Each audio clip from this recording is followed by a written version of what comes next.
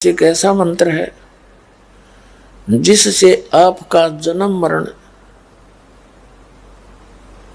तब तक समाप्त हो सकता है जब तक भगवान शिव रहेंगे। अब उन्हें तो इतना ज्ञान था कि तुम्हारी जन्म मृत्यु समाप्त हो सकती है। अब कितनी हो सकती है वो तो इस तत्व ज्ञान से पता चला।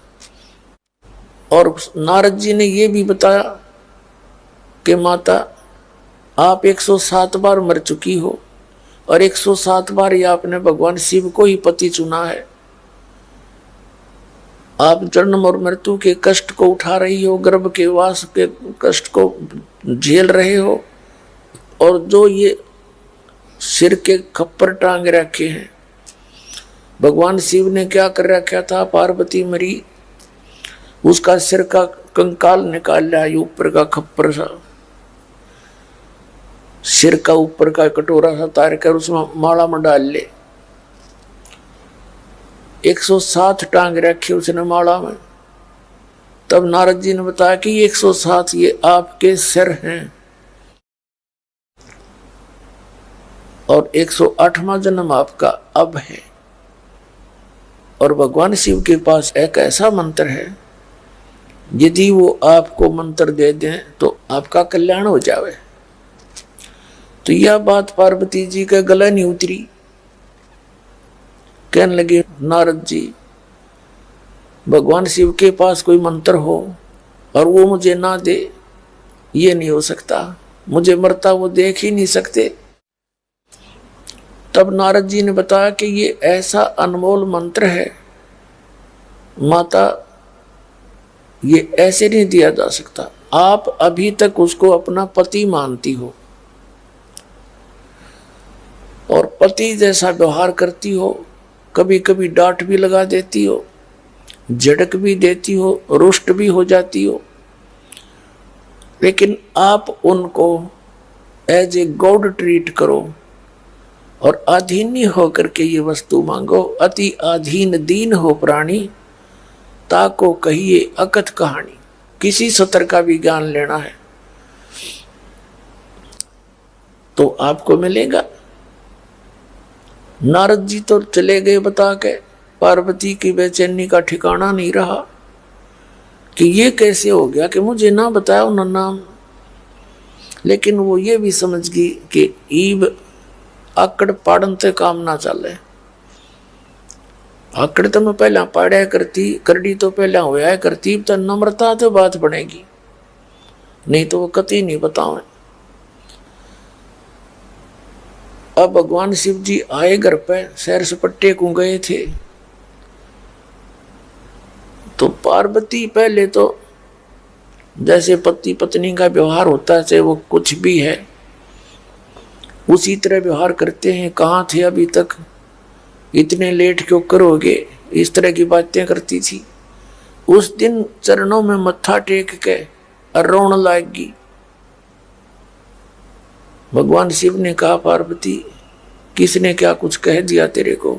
तो पार्वती जी ने कहा, जी आपके रहते मुझे कौन क्या कह सकता है। रोती रोती कहने लगी, लेकिन कहा भगवान मुझसे कोई गलती बन गई, आपने मुझसे एक अनमोल वस्तु छुपा रखी है। ए भगवान, मैं जन्मती मरती रहती हूं, आपके पास एक अनमोल मंत्र है, आपने मुझे वो बताया नहीं, मुझसे अवश्य कोई भूल बनी होगी। तब भगवान शिव जी देखा उसके मुंह का नाका जिया, कौन सा स्टेशन पकड़ेगी या सीधा मुंह तो बात कराया नहीं करती। इतना दिन तो मैंने आज तक इसके जीवन में नहीं देखा। वो ठीक है, व्यवहार अच्छा था। तो कहने लगा कि आज ऐसा कौन भगवान आ गया, तेरी बुद्धि बदल गया, ये कौन उपदेशी कौन विधाता मिल गया जो तेरी बुद्धि चेंज कर दी, जिसने ये ज्ञान पार्वती तेरा नहीं। तब उसने बताया कि नारद जी आए थे और वो बता रहे थे कि ये सारे जितने कंकाल टांग रखे आपने माला बना के मेरे सिर हैं। शंकर भगवान बोला, सारी साची बात है, सत्य है नो की नो। तो पार्वती ने कहा, भगवान जब मैं मरती थी क्या आपको मेरी याद नहीं सताती थी? भगवान शिव ने कहा कि पार्वती, जो याद तेरी मुझे सताती थी वो तो मेरा जी जाने कितना दुखी होता था। फिर उसने कहा, यहाँ तक बताया कि एक बार तू राजा दक्ष के घर पे हवन कुंड में जल कर मर गई थी, उनके कुवचन बोलन ते तेरे कंकाल ने उठा के मैं 10,000 वर्ष तक पार्वती पार्वती करता भटकता रहा। फिर तो एक सुदर्शन चक्कर आया, उसने तेरे उन अस्थियों के टुकड़े टुकड़े किए, तो मेरा मोह भंग हुआ। मैं तुझे इतना, तेरे मरने पर मैं इतना दुखी हुआ करता। तब उसने कहा, भगवान फिर आपने ये मंत्र क्यों ना बताया मेरे ते, मेरी जन्म मृत्यु खत्म हो जाती। भगवान शिव ने कहा, पार्वती मेरी मजबूरी थी। मैंने बहुत बार कोशिश की कि पार्वती भक्ति कर ले, राम रटा करे, तो ये कह देती थी मैं किसकी भक्ति करूं, मुझे तो भगवान मिले हुए हैं, मुझे क्या जरूरत है भक्ति करने की। मेरे कहने से भी तेरा असर होया ना करता। और ये मंत्र जब तक प्रबल प्रेरणा ना हो ये दान नहीं किया जा सकता, ये संत पर भार बने। पार्वती जैसे सीप होता है जानवर सा, शंखला सा, जैसे ये गोग्या टाइप होया करें, जोड़ जाड़ हम तालाबों में देखे होंगे, शंख जैसे आकार के, ऐसी एक सीप होती है जीव, उसका ऊपर का शरीर बहुत सख्त होता है, हार्ड सा होता है। तो सीप समुद्र में रहती है और समुद्र के जल को वो मोती बनाने के लिए प्रयोग नहीं कर सकती। ऊपर से वर्षा होती हो और उस समय उस सीप की प्रेरणा होती है, जैसे उस सीप का मुंह खुल जाता है, उसके अंदर एक विशेष स्थिति पैदा होती है,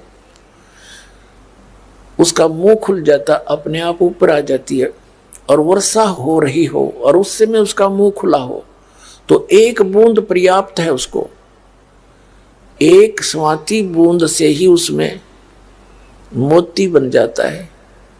और सीप का मुंह खुला ना हो और चाहे सारा सामन बरस जा, उसका कोई यूज नहीं।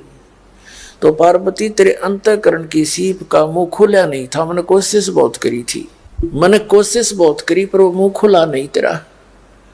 और जब तक आपके अंदर प्रबल प्रेरणा नहीं होती तो यू नाम मैं दे नहीं सकता, और दे भी देता तो तेरे असर नहीं करता। आज नारद जी के वचनों से, सत्संग से तेरे अंदर एक न्यारी प्रेरणा है।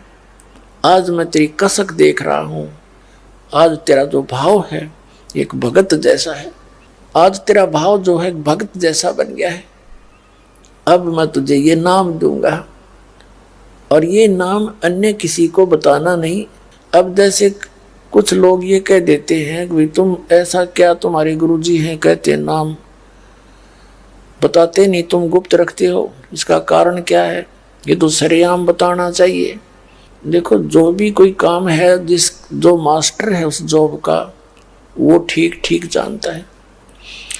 तो ये मंत्र अनधिकारी के पास पहुंच जा तो उससे वो मंत्र जाप करेगा, उसमें सिद्धियां आ जाएंगी और उसने उसके मेरिट और डीमेरिट का, उसकी लाभ हानि का ज्ञान नहीं होता तो उसका वो दुरुपयोग करता है।